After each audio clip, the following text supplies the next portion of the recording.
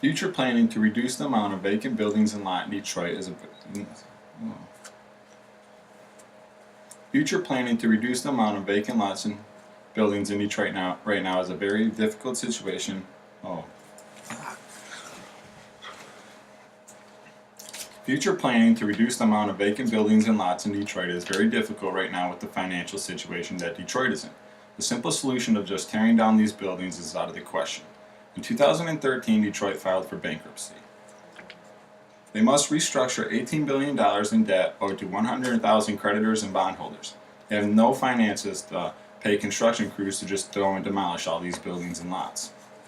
Now, there are some solutions in the future that Detroit could take upon.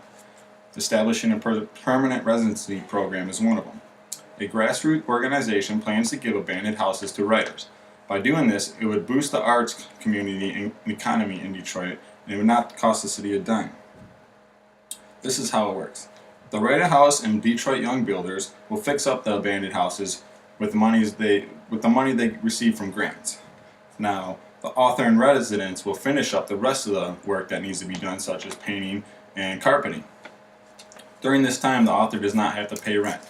They will just pay for the property taxes and the insurance costs. And then after 2 years, the author receives the deed to the house so they can either sell the house or still have ownership of the house.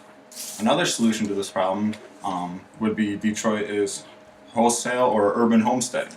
This involves offering up the abandoned houses for free. These homes will be offered to new police officers, firefighters, EMS, and public school teachers. Now this would create a new infusion of human capital and would emulate the success of other big cities in bringing down crime rates in Detroit. Now, Detroit could also replace the abandoned factories with schools. The city could even offer up some of the empty houses to the universities such as Wayne State University and Detroit Mercy. Now, the universities can use these houses to rent out to scholarly students at low cost and even military veterans that decide to come back to school after service. Mike Duggan, the mayor of Detroit, also had some great ideas for the future to rebuild the city. One being requiring banks' participation in neighborhood redevelopment. Now, the banks would encourage families to move out of the less populated areas to more densely populated areas.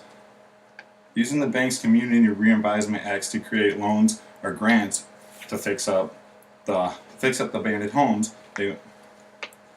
Now, homeowners can use these funds from the banks towards fixing up the homes after they receive the homes in an auction.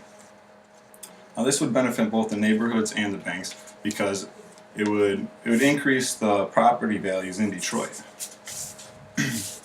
Another one of Duggan's plans is to establish a single department of neighborhoods. Now, this department would be accountable for all the services related to neighborhood redevelopment. Now, this would include demolition, cleanup of vacant lots, support ongoing neighborhood cleanups, file lawsuits against the owners of abandoned properties, and administer neighborhood block grants and minor home repairs.